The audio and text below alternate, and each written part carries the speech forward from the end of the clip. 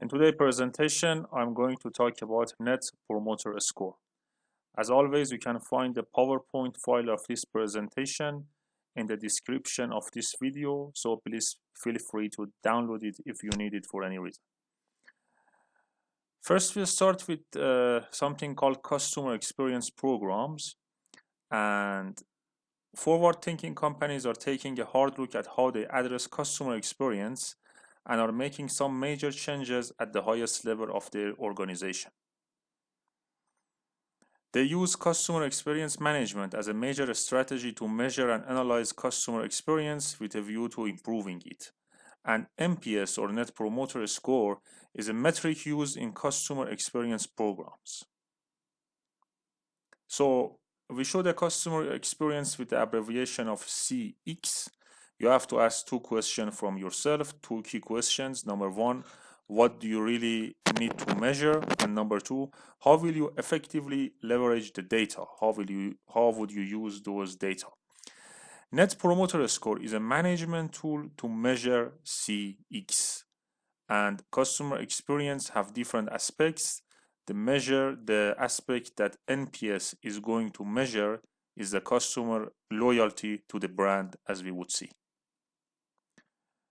As I mentioned, it is a customer loyalty metric, can be used to gauge the loyalty of a firm's customer relationships and measuring the customer's overall satisfaction with the company product or service. Why it is important? Simply because if the customer is satisfied, if he is loyal to brand, he would continue working, purchasing, or offering your brand, and it would end you up having more income, having more customers, having more market share. There is a very famous question. If you want to conduct an NPS survey, you would ask from customers, how likely is that you would recommend our company product service to a friend or colleague? This is the key question. Now, the scoring for this answer is most often based on a 0 to 10 scale. So you ask the customers to give you a number between 0 to 10. And in order to be able to do a clean job, not having fake information, you need to apply the quantitative marketing research methodology. The people who are going to ask this question from the customers, the front people, have to be trained very well how to ask this question, how to create a convenient atmosphere for the customer to give an honest answer. This is very important. As mentioned, the scale is from 0 to 10, and based on this, we will have three groups: detractors, passives, and promoters.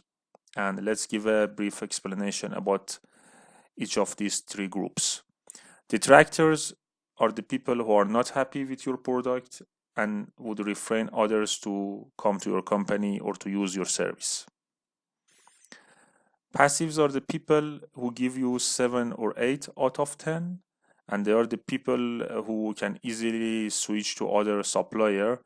They are satisfied with your program, but they are not necessarily loyal to you. And the promoters are the group who give you 9 or 10 out of 10. It means the highest mark, and they would definitely suggest your service to others, and they would be like a advertisement for you and for your brand. If someone in the customers give you from 0 to 6, he is categorized as a detractor, 7 and 8 passive, 9 and 10 promoter. But now, how can we measure the NPS? What is the formula? As you can see in the example below, we have 2 promoters, 7 detractors, and 2 passives. And simply NPS percentage would be equal to promoters minus detractors. For example, here we would have to say 2 out of 11 minus 7 out of 11. 2 out of 11 are the promoters, 7 out of 11 are the detractors. When we do the math, the result would be minus 45%. That is your NPS score if you have only 2 promoters and 7 detractors, or something proportional to this. NPS scores vary across different industries, for sure. A positive NPS anything higher than 0 is generally deemed good, over 50% is excellent, and anything above 70% is exceptional. Now, when the people who are conducting this research, they are interviewing the customer to find out about the NPS, they can also ask some additional questions to grasp a more comprehensive idea about their perception. And the NPS will identify customers who need some follow-up and including detractors, and should automatically alert the provider to contact the consumer and manage the follow-up and actions from that point. It means to, as I will mention, it is needed to change a negative perception, often converting a detractor into a promoter.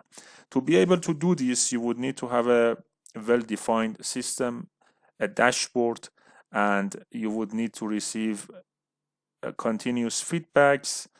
You need to define the frequency. You need to take the compensation measurements and check all of the information to be able to convert a detractor into a promoter, because that is something like converting someone who has scored you, for example, 3. You need to switch the mentality of that person to, in the second time, give a score of 9 to you, which is a huge difference. There are some criticisms of NPS. I just mentioned 4 of them. For example, some critics say that it fails to predict loyalty behaviors.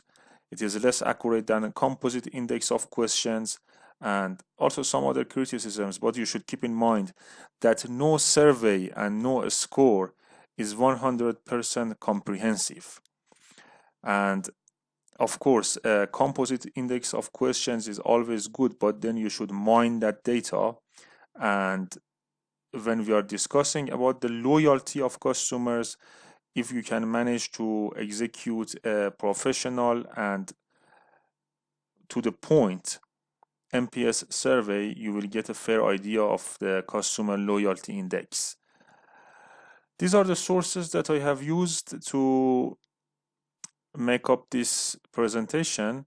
And these days, when you use even the applications, for example, on Apple or on Android, you would see that the application sometimes asks you to rate it, or you would see some customer surveys. They are all aiming to increase the brand loyalty by identifying the problems and the issues. One of the most important aspects of brand loyalty is the customer loyalty to you and to your company and to your service. And if you manage to increase your NPS score, you can be sure that your market share would increase, because the promoters act as a kind of propaganda for your product or for your service. So I hope that this presentation has given you some glimpse to the idea of NPS, and you can study through other sources to be able to define and execute an NPS survey for your company, and more importantly, to be able to address the issues and convert the detractors to the promoters. Good luck, everyone, and thank you for your attention to this short presentation.